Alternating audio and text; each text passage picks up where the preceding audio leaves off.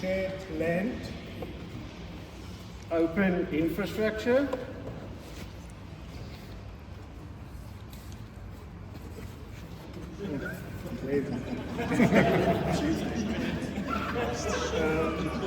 supporting the economy,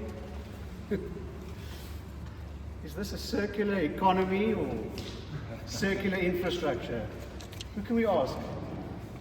I think all these concepts, let's ask Sarah, our head of sustainability.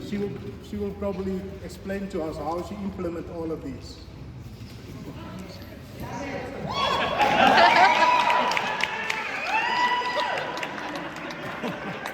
Good afternoon, ladies and gentlemen. My name is Sarah Goldstein. I'm the head of sustainability for Mining for Infinity mining company. I'm 46 years of age. I'm a transgender mining engineer.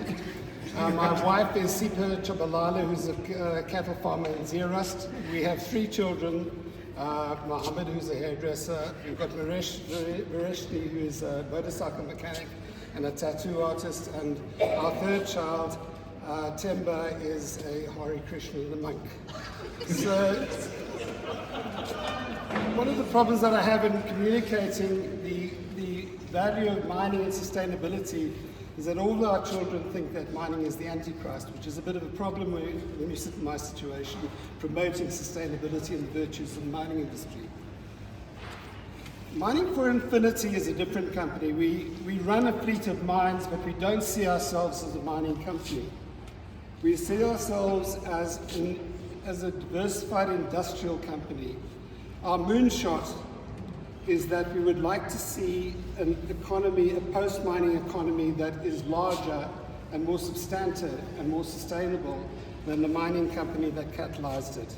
We hope to do that by diversifying all elements of our mining operation, diversifying our infrastructure, diversifying our institutional capacity, diversifying all of the factors of production, and in so doing we are creating an industrial ecology around our mines, of which mining will be the center, but the industrial ecology around the mines will be the purpose of the operation at the end of the day, whereby including and catalyzing the value chain through our mining operations, we will make our industrial hub accessible to all other sectors around the mine. During that, what that actually means is opening up our infrastructure, opening up our mines, and creating a knowledge hub around the mining operation. And obviously, within the concept of sustainability, if we are going to have a mine or a mining complex that is sustainable, we have to ensure that by the time the mine closes, all of the elements of the industrial ecology are developed. We are going to use technology to create our own spares. We will generate our own electricity. We'll use community farmers to grow our feedstock for our synthetic fuels.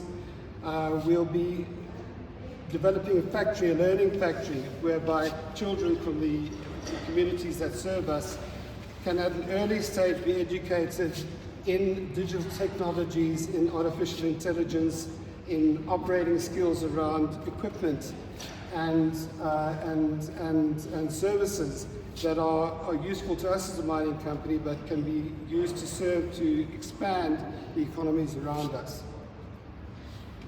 We see ourselves as a component of a much larger society and a much larger economy. And by servicing our own interests, we will develop those economies around us, we will develop the communities around us, and we will ensure that once we close down or our mines close down, that there are merely one element of our industrial ecology that will die with it. I'm going to ask Professor Michael Rudolph, where is he, to give us some examples of the type of diversification that we're talking about. Hi everybody, so just using the Exaro, we're looking at transforming problems into possibilities. And one of the ways is that we've started an agricultural project where we're taking people from relocated communities, training them in basic agriculture and creating already an existing local economy, local job creation across the whole food chain. And in this way, with the educational side, with the infrastructure, we're showing examples of what can be done, and very importantly, monitoring and evaluating the impact of those, so that we can actually report on the impact in terms of the social impact, environmental impact, and economic impact, and hopefully then replicate these models in other settings. Thank you.